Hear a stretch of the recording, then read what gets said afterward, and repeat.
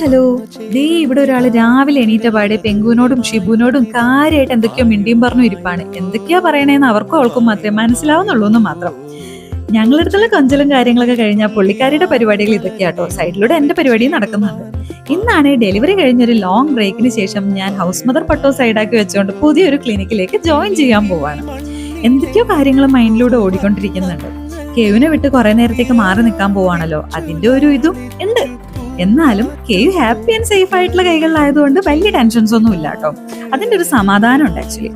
അങ്ങനെ ഞാനിത് ചടപടിയെ റെഡിയായി വന്നപ്പോഴേക്കും കെയുവിന്റെ സെക്കൻഡ് റൗണ്ട് ഉറക്കത്തിന്റെ സമയമായി. അവളെ ഇതാ ഒന്ന് കൊഞ്ചിച്ച് കുപ്പായൊക്കെ മാറ്റിച്ച് കുട്ടന്റെ കയ്യിലേക്ക് കൊടുത്തു. കുട്ടനും അവളുമാണ് ഉറക്കം പാർട്ട്നേഴ്സ്.